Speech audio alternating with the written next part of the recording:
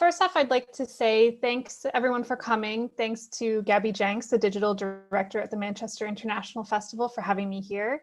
To Turbo Abaddon for sharing Your Progress Will Be Saved, and to Molly Soda for joining us. Thanks also to the Manchester Metropolitan University Technical Support Team for setting up this webinar, and to Kaya at MIF and to Victoria at MMU for your organization. My name is Marcia Kernier, and I'm a researcher in the Research into Future Technology Center at the New School of Digital Arts at Manchester Metropolitan University, opening in September 2021. So just to tell you a little bit about the School of Digital Arts is an interdisciplinary school at Manchester Metropolitan University. It's a £35 million investment into the workspaces, networks, teaching, and research that will drive the next generation of creative content.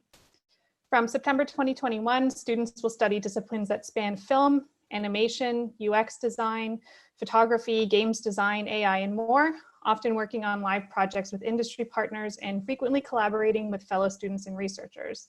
It'll be a program of pioneering research that will run parallel, informing the teaching and generating answers to the most challenging questions posed by digital media and technology.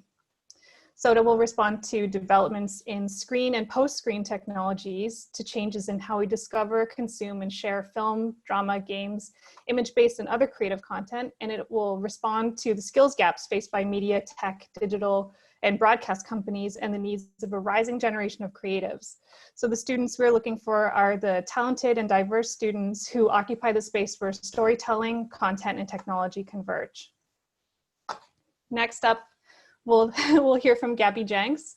So Gabrielle Jenks is a curator whose major contributions are in the converging areas of cinema, visual arts, and creative technology. She holds the position of digital director at Manchester International Festival. She has a keen interest in new cinematic practices, and over 15 years, she's worked with numerous artists and designers in conceptualizing projects, including the Yes Men, Pippi Lotte-Reist, Gillian Waring, and Marshmallow Laser Feast.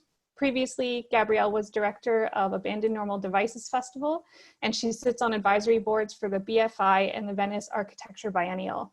So Gabby, take it away. Hello, everyone. Hi. Yeah, thanks for inviting us to do this talk and to talk about this program that we've launched called Virtual Factory. It's quite a meta program, so I thought actually it might be really useful just to get some images. So just bear with me. And can you see a presentation right now? Just want to double check. Yeah, okay. I just want to introduce Manchester International Festival for many of you who don't know who we are. We are actually a biennial festival, which has been presenting new work since 2007. And this is work really made from across the spectrum of performing arts, from visual arts to popular culture. And we're really renowned for interdisciplinary collaborations and working on scale. And it's through the success of that festival that we are actually building a cultural venue called The Factory. And for any of you who don't know about this or where it will be, it's going to be sited formally in the homework of where Granada TV Studios used to be, and it's next to the Science and Industry Museum. It's going to be designed by OMA, and it's in construction at the moment. So here we are going to be building on the success of the festival, but we will be developing and experimenting with state-of-the-art technologies. So a lot of the work will be about developing artwork on scale, but it will also be a place where we can test and experiment. And digital experimentation will just run through the program. And the Virtual Factory, the project I'm here to talk to you about, really is the start of that conversation. The idea behind it was really to get a range of artists to think about. So I'll just go here. So here, I'll just show you the building here, because I think it's quite useful to sort of see where it is before I go in. So there's beautiful CGI render there. And sort of a sense of where it is in the city. So yeah, Virtual Factory. So Virtual Factory is, we've invited a range of artists from a number of disciplines to really respond to the architecture, the environment, and the location of where the building is currently being constructed, and to get artists to expand on what architecture can mean. And these artists come from a range of backgrounds, from filmmaking, from games design, and from visual art. And they're using the data, they're using architectural models, they're using archives, and they're really throwing open the doors of the building before they're actually constructed. So the artists are remixing, they're inviting audiences to interact essentially with the building before it's actually built. So the first project is rather meta in its formation, and so I thought it was quite important just to lay it out so you could understand it. It's actually a commission with an artist called Turbo Abaddon, who's a virtual artist, and their work exists solely online. And they've been creating work that emphasizes this sort of the practice of non-physical identity and authorship online. And they spent the past decade developing a body of work that illuminates this ever-growing intensity between users and virtual experiences. And their work manifests in a number of ways. So often they do performances in games, they do performances, they've collaborated with musicians like Laurel Halo. But what we talked to them about was really exploring the multiplayer environments like Fortnite. And I don't know if anyone knows what Fortnite is, but Fortnite is a really huge multiplayer game that has been spearheading, I would say, a new generation of online multiplayer games, combining both socializing, live events, and really encouraging their audiences and their players to develop some user-generated content as well. I think one of the biggest live events this year was Travis Scott performing in Fortnite. So we were really excited about what this space could be for the future of audiences and audience engagement, but also for creativity. So Turbo relocated the factory into Fortnite Creative, which is a sandbox game developed. And this is a view from their apartment. And they've developed an installation in the building, but they've also developed quite a difficult game, if any of you have actually played it. And while it is interactive and playful, these are some of the portals you can see. It also really asks much bigger questions about our relationship to these kinds of virtual environments, and really where the future of these multi-user spaces are going. And part of that process was that they really wanted to invite a range of people to do tours of the site, of the venue. Hence, we have Molly with us today, which is really exciting. And really what that's doing is building on a kind of community and a culture that sits around in-game tours. So that's also looking at the in-game capture capacity that they have within these games, which is just really high quality and really captures this sense of discovering new worlds, but also allows players to develop their own narratives. So that's it from me in terms of just giving you a little bit of background. And I'm just going to stop the screen share.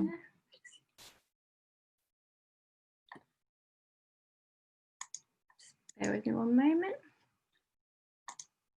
There we go. And that just gives you a bit of background to Virtual Factory, the program, but also MIF and the factory, and just gives you sort of the context why we're talking about Molly's tour today. Okay, I'll hand back to you, Marsha. Thanks, Gabby. Thanks for the presentation. And we'll have a Q&A after Molly's tour. And if anyone has questions for Gabby about the factory, please feel free to put those in the Q&A as well. So next, it's my absolute pleasure to introduce Molly Soda. Molly Soda comes to us very early from Brooklyn today, but she often feels much closer because she's truly from the internet, not from anywhere else. So Molly is a digital artist whose 2013 work Inbox Full was sold at the first ever digital auction at Phillips Auction House. The piece spanned 10 hours and comprised Soda reading all the messages from her Tumblr inbox direct to webcam. Molly Soda's work probes the calculated revelations of self that take place online. She works with digital identities and relationships, feminism and cyberfeminism across videos, GIFs, video games, zines, multi-sensory candle displays, and web-based performance art. As an online viewer, you can roam free through over 600 YouTube videos, or explore her website, which feels more GeoCities than Squarespace. it has gifs of dancing girls and a frustrating interface that, if you're me, it will remind you that you once sat in front of a screen in a dark room at 16, convinced you could find broadcast color bars and tone on the internet if you just stayed up late enough. Molly Soda has had solo exhibitions at Anka Culty's Gallery in London, Jack Baird in New York, Lyman Space in LA, and Breezeway Gallery in Indiana, where I believe she grew up. She and her collaborators, Nicole Ruggiero and the Berlin Collective Refract, were awarded the Lumen Founders Prize in 2017. Molly Soda will open you up to surfing the web more deliberately rather than just scrolling through the same apps, the same 3 apps, I believe, every day. We are delighted to have Molly Soda with us today to walk us through Turbo Abaddon's Your Progress Will Be Saved at the Virtual Factory. That video will run about 11 minutes and we'll have a Q&A afterward. Hand it over to Molly. Thanks. Hi, my name is Molly. That was a really, really good intro, so thank you so much. And thank you both and everyone for having me. It was a really big pleasure to work on this piece and make it, but just a little background about me. Yeah, my name is Molly Soda. I've been going under the name Molly Soda for the last decade. It's sort of like a username that I go by and has permeated into my everyday life as well, as these things tend to do.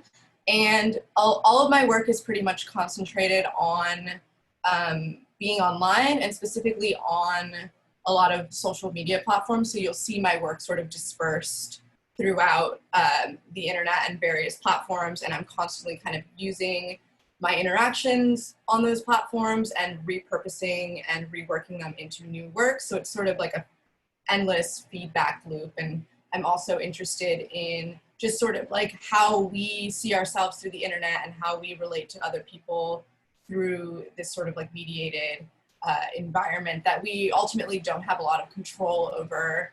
I'm also very interested in memory and the internet and our personal archives and things of that nature.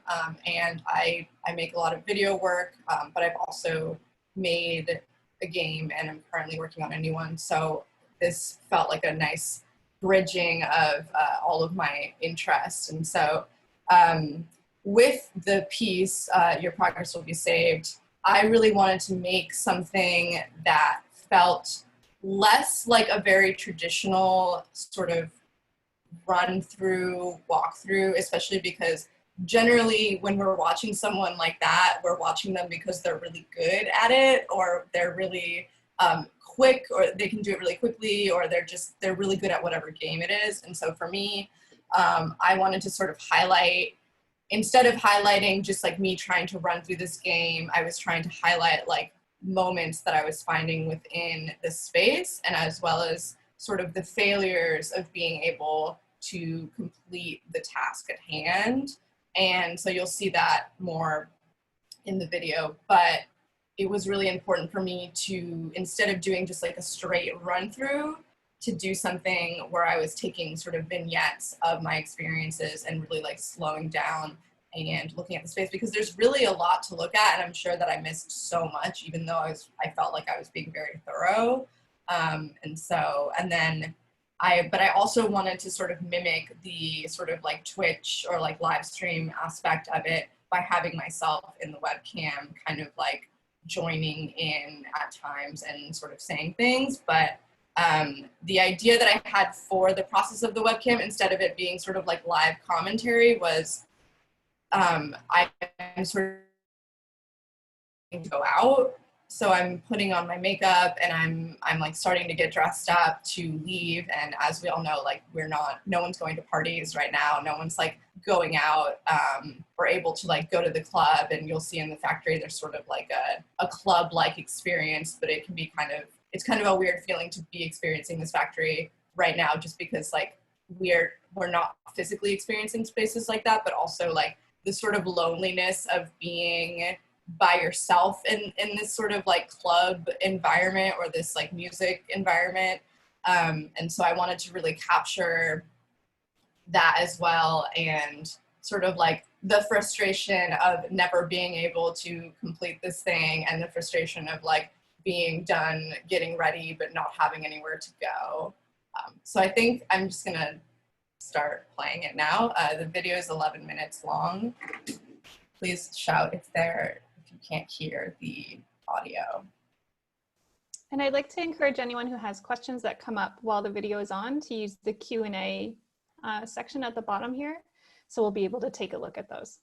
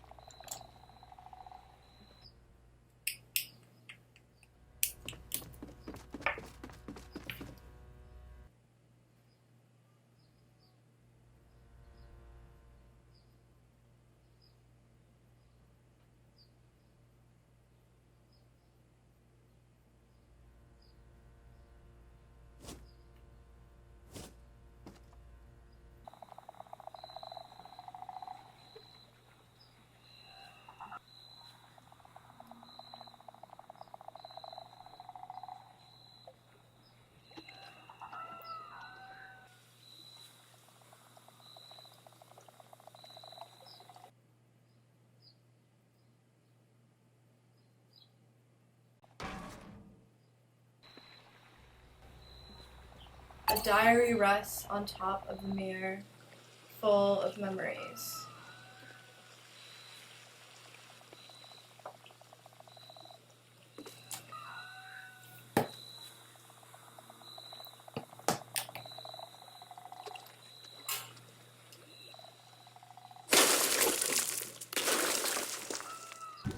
I remember a cabin out in the wilderness.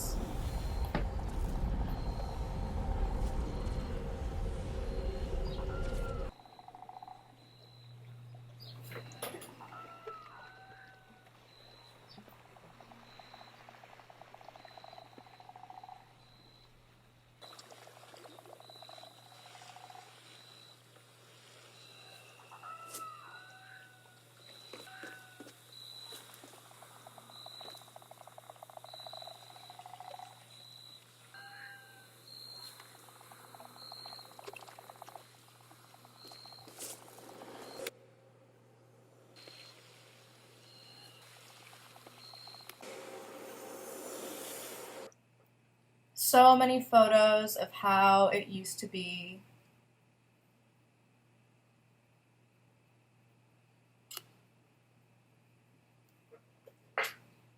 I just keep scrolling.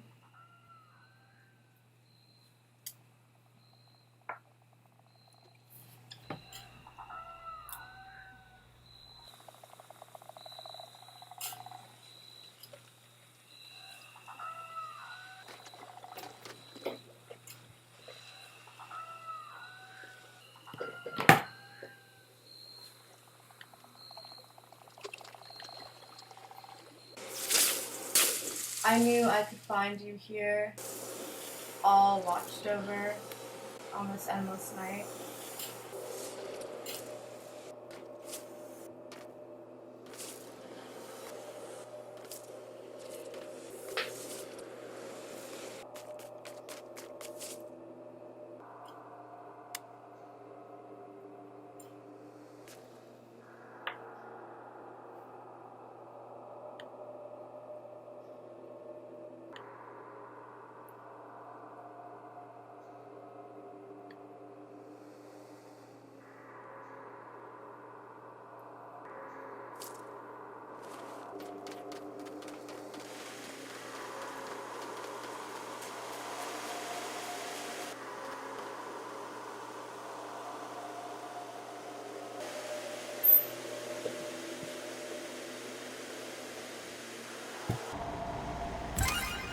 In the mirror, I saw everyone gathering all at once.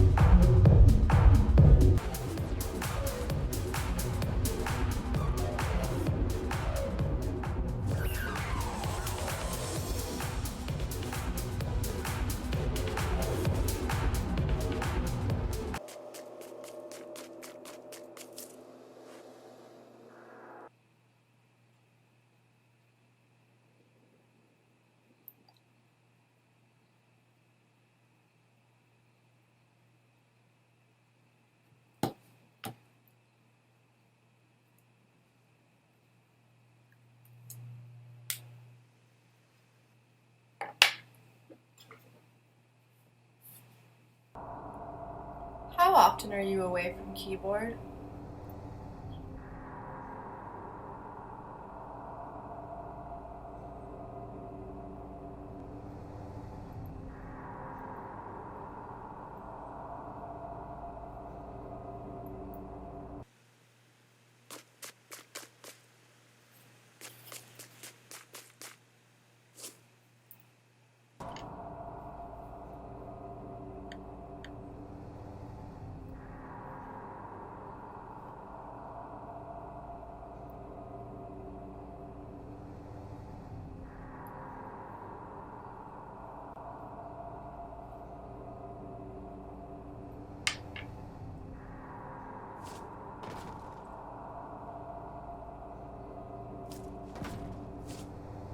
It's okay to cry in the club. Sometimes you need to be back here. Everything will be all right in time.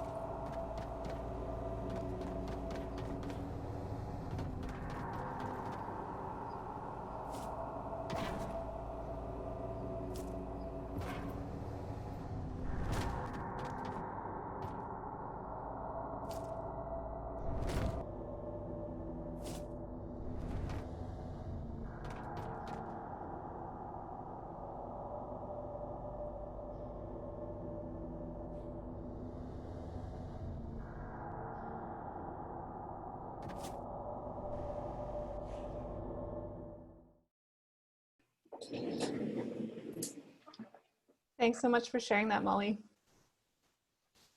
And so we'll start a Q&A now. I've got some questions that I have, and if anyone has any more, just please put them in the Q&A, and we'll get to them in a few minutes. So Molly, thanks again for sharing that and for being here. How much time did you spend in Your Progress Will Be Saved? I had a while. At least 3 to 4 hours for sure. And I visited like a couple of times before I really figured out what I wanted to do and spent time there. But I would say the bulk of the time I ended up spending was trying to complete the game, which is why the end of the video is so focused on me like trying to make this jump over and over again, was because I wanted to reflect sort of like the frustration of not being good at something automatically. And so like, I mean, if I had included like every single missed jump, it would have been like a much longer video, but it there was like a large bulk was just sort of this like repetitive, like running back and forth for a really long time.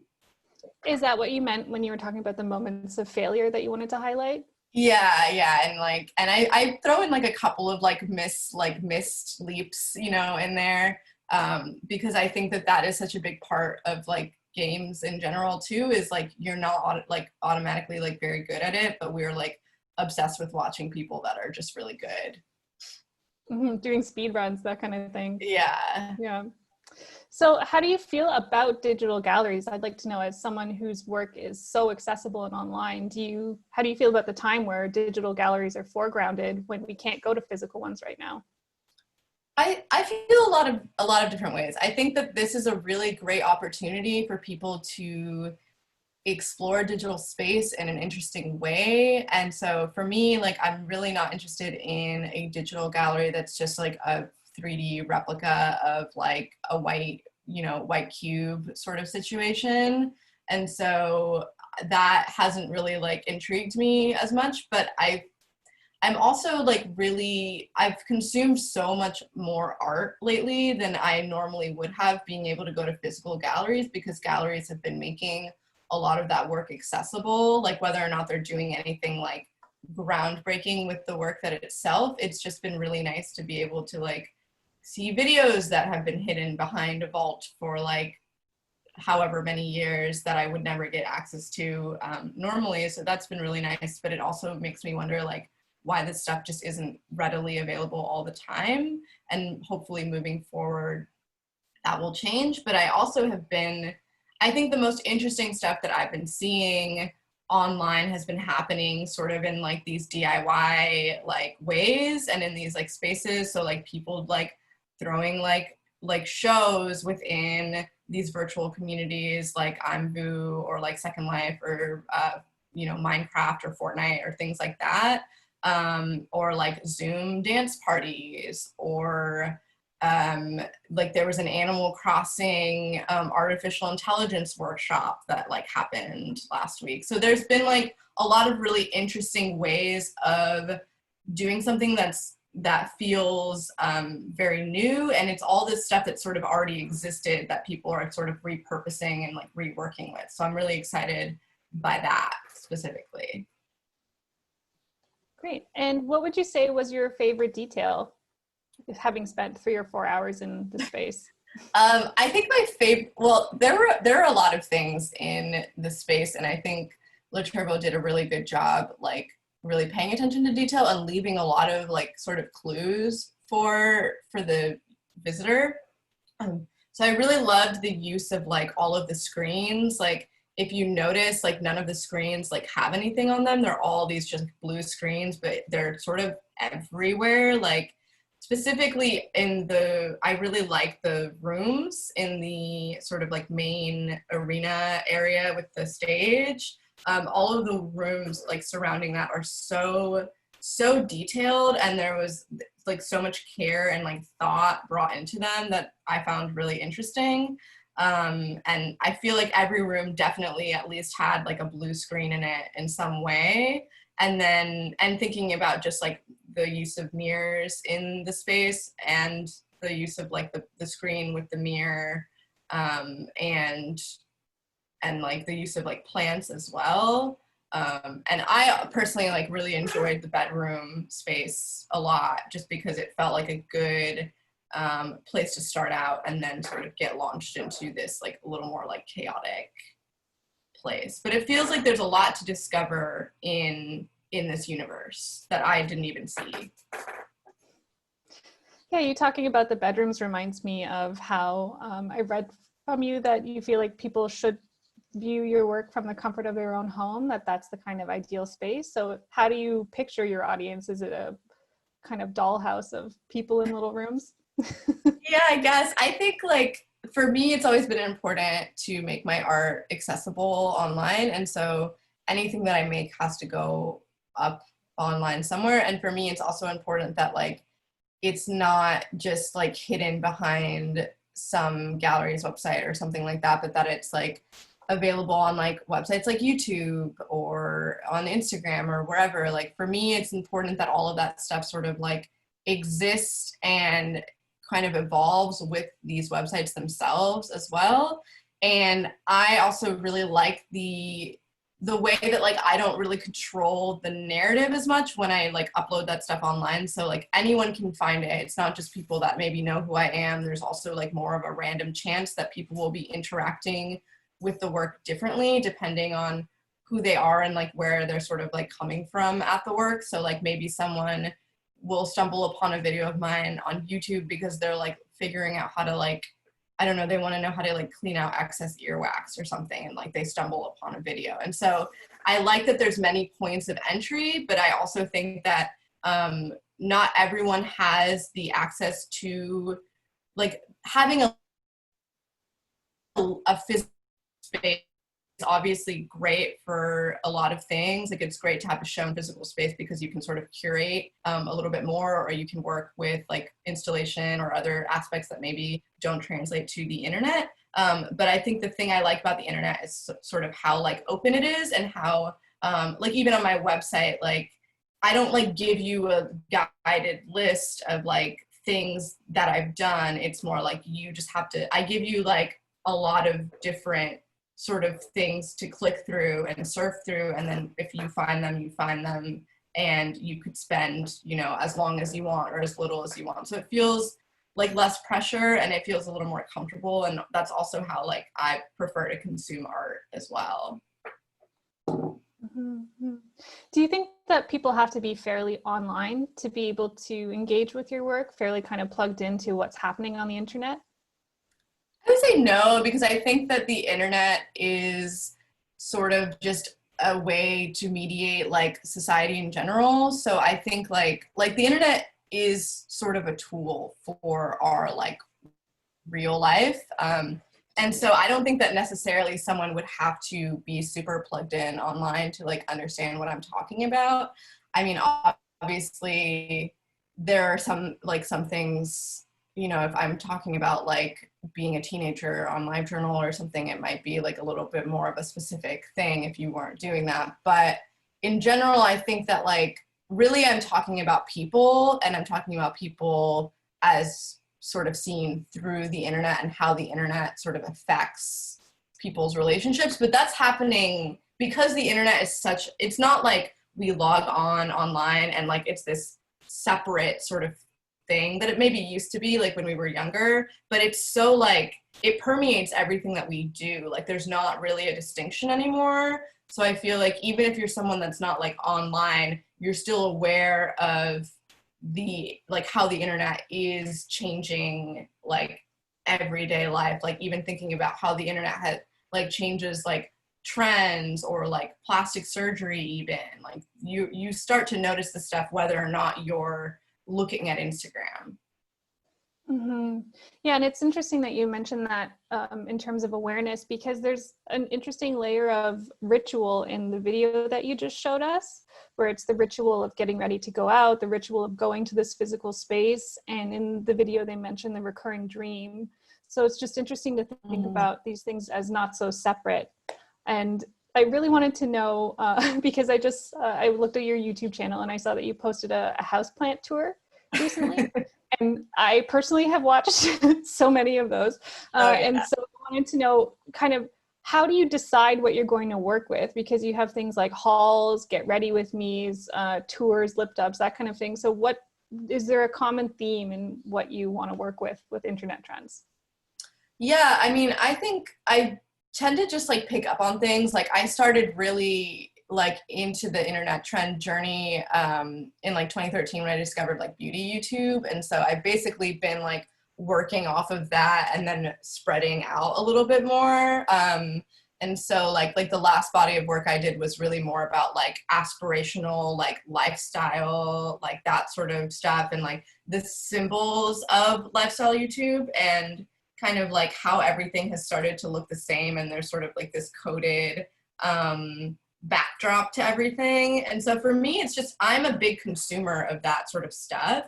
And I guess like it's pleasure that I'm consuming these things for, and then eventually it turns into like research, and then eventually it turns into work that I'm making. But like, for example, like the plant tour, like I wouldn't just buy like 50 plants because I like want to make a piece. I mean, maybe I would do that with something else, but it's also something that like I was already naturally interested in. So then I'm thinking about like, oh, how are plants like, what does it mean to like own plants? Like, what is the plant community like on YouTube? What are the symbols of like owning this plant versus this plant? And like, how is that translated into like the internet and whatnot? Because like you wouldn't think that a plant is like that loaded if you think about it, but then, you know, like what does it mean to have a fiddle leaf fig in your home? Like it means you have money, it means that you like a certain aesthetic. Like there's all these like weird like markers to things. And so I just kind of like get obsessed with certain aspects, but I'm definitely focusing a lot on like lifestyle, beauty, even like now I've been thinking more about like sort of eco-capitalism and like greenwashing and zero waste sort of YouTube. So I'm exploring that avenue a little bit more, but I'm still in the research, consuming a lot of media phase right now. Great, thanks. I think we'll go to some audience Q&A now, because I could continue to ask you lots of questions, but I think it would be nice if somebody else got an answer too.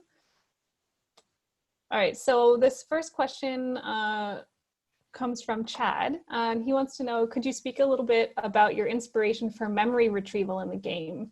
Does memory or the need to retrieve memories tie in at all for you with quarantine? Great video. Well, I didn't make the game, so like Laturbo did, but I can try and talk about like my personal experience with playing the game. And so for me, I thought the memory thing was cool because it felt like you were getting all of these clues as you were sort of going along. So you would like, and the memories were always attached to mirrors. And so you would see a mirror and it was really beautiful because you could almost like, your avatar is like a little bit mirrored in it as well. Like it's just a very beautiful, but you see a lot of reflection in this game in general. So I think the memory is also tied to like the idea of reflecting oneself. And so, and it really like comes through a lot. And then I'm thinking about like how you can see these really beautiful reflections in the mirrors, but then with the phones or with the screens, you don't see anything, like you just see blue.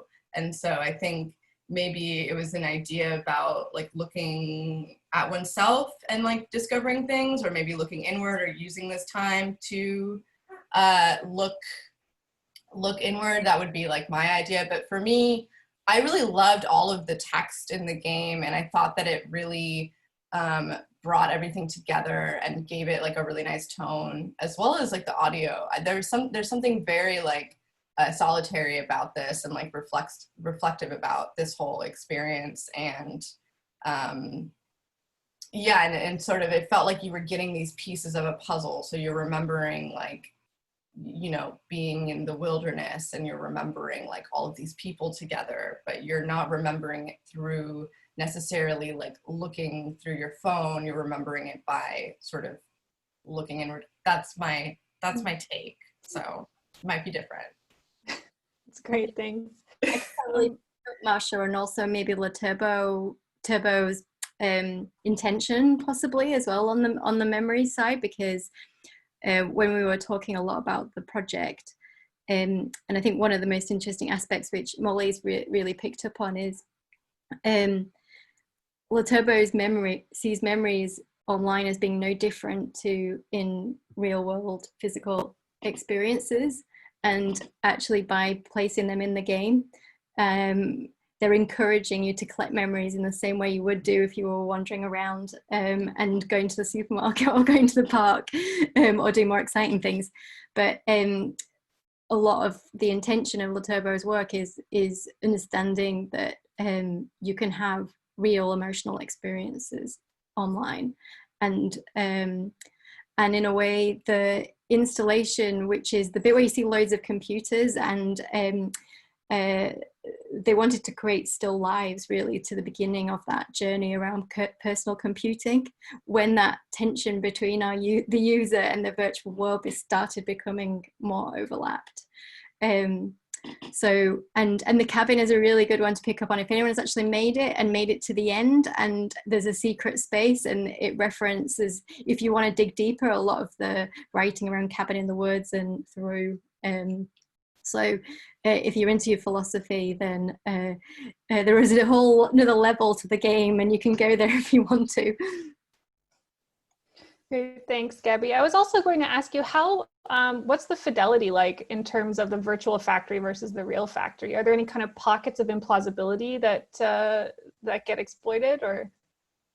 Yeah. I mean, like it's interesting because we obviously started with the model, and then for anyone who's built something on Fortnite Creative, you actually have like a memory of like how much you can actually build. Like in the same way you would, you know, building a physical building, you've got to do it with bricks. You've got to use it. You've got to think about the data and the storage of your island.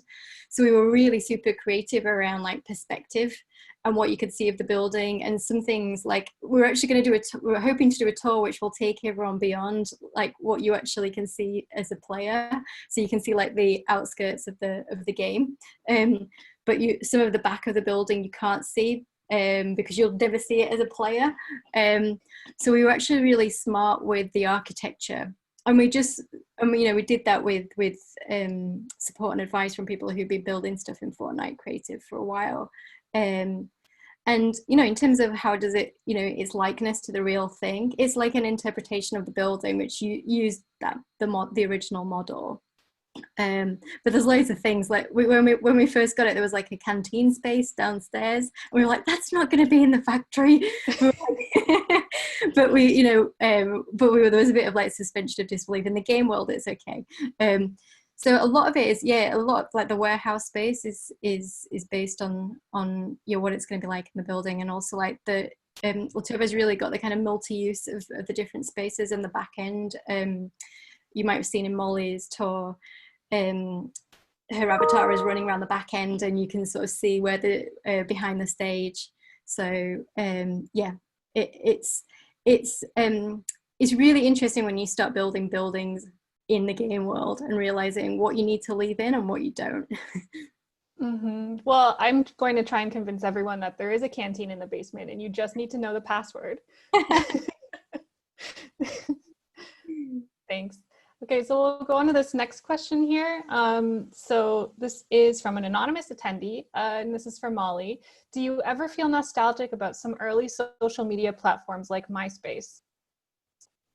Yeah, absolutely. I mean, I make a lot of work about like my early experiences online because I've been like publicly sharing my life online since like I was, 13 or 14. And so I was on LiveJournal, I was on Myspace, Sanga, you name it, I was on it. And so I'm always sort of going back and trying to pull from all that I was doing online when I was younger that I didn't think to archive back up because I didn't think that I really needed, I just, you don't, when you're a teenager or when you're younger, you think that the internet's going to be the same forever. You think everything's going to be the same forever. And so you don't really think about the way that these websites sort of are not in your control, and what you upload to them ultimately like ends up rotting and decaying. And so I'm constantly trying to sort of like pull from these old websites and see what I can get from them. And I made a video game about that like experience exactly, and sort of the frustration of trying to access these old memories that have been like kind of just living online and decaying and sort of just gone by the wayside, called Wrongbox, where you essentially like find your old computer from high school at your parents' house, and you log in and you sort of get sucked into this like weird experience of like being faced with all these like old memories, but then also realizing that it's like rotten and sort of like dying off.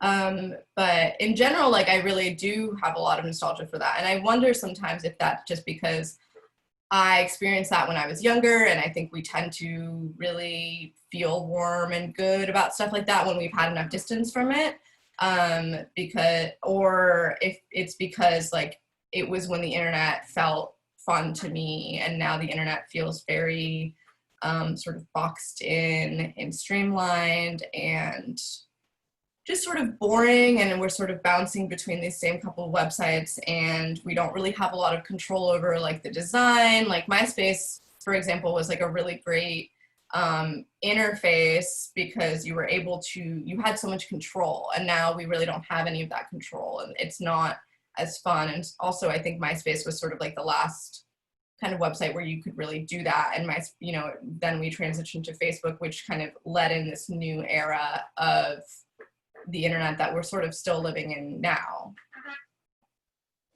Do you think that we're missing out in that regard? Because I know MySpace, you can make a really unpleasant website in MySpace for people to visit, in terms of sound, that just comes out of nowhere that they can't turn off. Is that something that you miss too? Yeah, but I like that sort of stuff. Like I don't have ad blocker on my computer because I just like the garbage. And so for me, that's fun for me. Like I like ads, I like spam, I like all of that. I think it comes with using the internet for me. And so I really welcome it. And I think it was interesting because MySpace, I think what happened was that its ability for users to have this much control made people feel like Facebook was a little bit more professional. And I think it was also like a weird class thing because Facebook is attached to originally was attached to going to college. So then there's this weird thing where MySpace is it's kind of trashy, blah, blah, blah. And then Facebook is this really it gives you an air of professionalism and it feels more pristine and more streamlined. And I think, and also MySpace sort of having a lot of ads on the website, and obviously Facebook has moved into that as well in its own way. And so I think a lot of things were at play with that, but I've always really welcomed that and loved that. And I think that I almost feel sad that I don't see that as often online anymore. Or it feels more, ads now are really supposed to be catering to me. And so they feel almost imperceptible within the rest of the content that I'm looking at. And there's something almost more upsetting about that, I think. Yeah, it's somehow insidious, more insidious Yeah. than a very plain ad. Yeah. Well, I think we should wrap things up soon, but there is one more question from the audience here. So this is from Charlotte. So it says, "Hi, Molly. I'd love to know what draws you toward the performative style of your work in the DIY aspect. I'm currently making an at-home film / musical where I play all the characters in different wigs, and Tween Dreams is a big inspiration." Cool. Yeah, thank you. That's a cool question. Yeah, I think for me, I come from a very DIY background in terms of I've just always done everything pretty much by myself. And even in terms of being an artist, for me, I never even really conceived that I could have a career as an artist or be a professional artist in any capacity for a very long time, just because of the nature of what I was doing.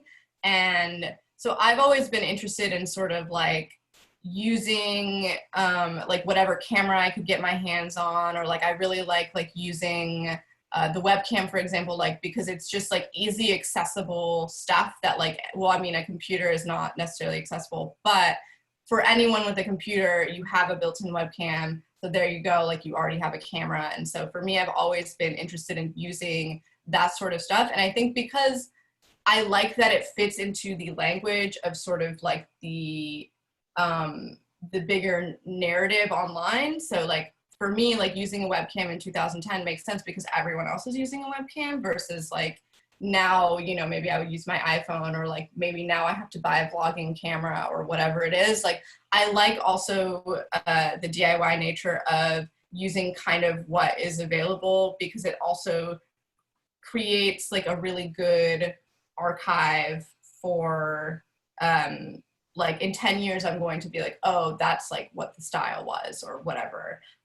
In terms of performance and that nature, yeah, I've always also just been drawn to, especially with Tween Dreams, it was, which was my thesis in college. So it came out in 2011.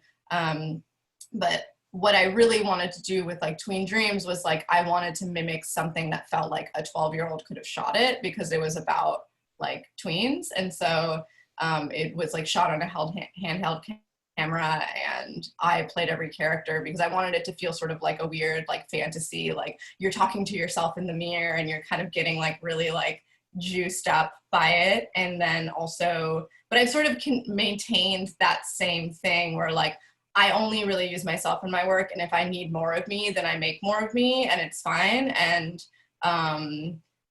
that sort of like the collaborative stuff that I do doesn't really come in that sense. But I think DIY a lot is about collaborating as well, and like kind of using your community and sort of the things that you have readily available to you. And it doesn't have to be like a very expensive, like, costly production. Great, thanks. And so to wrap it up, I think I'd just like to talk about what's next a little bit. So first I'll ask Gabby what's coming up at the Virtual Factory, and then Molly, what's next for you? Yes, so we have we've got a masterclass like tutorial by Team Create who helped Le Turbo build the island. So I think for those creators who are maybe tuning in, it's free. It's in August, and that'll really give you an insight into the making of the island. So we've got that coming up, and then and we've got like a series of other events that we're beginning to plan as we're getting approached to do different things as well. And then and then we'll follow this project with a project by the visual artist Taishani, who was one of the Turner nominees as a collective that got the award. So that's super exciting. So and that'll be coming out in the autumn too. So yeah, watch out. Thanks. And Molly, what's next for you? Oh, I don't know. I'm working on a video game right now, but very, very slowly. But the game is sort of about, I've been really obsessed with like reading Twitter or like reading various like accounts, like when a website will go down, like YouTube or Instagram. Like I love how everyone sort of starts to like panic and kind of need to know that they're not the only one experiencing this outage. So that sort of like inspired this game where like it starts with a website, sort of like YouTube, that you're waiting for a premiere and it goes down, and then you have to kind of go outside of your physical space, and you embark on this adventure of like A, trying to figure out like what happened, and B, trying to sort of distract yourself from and then it'll sort of be like a simulation of like scrolling on your phone while you wait for something to load or while you wait for something to come back, but it'll be sort of in the outside world. So I'm still working on that, but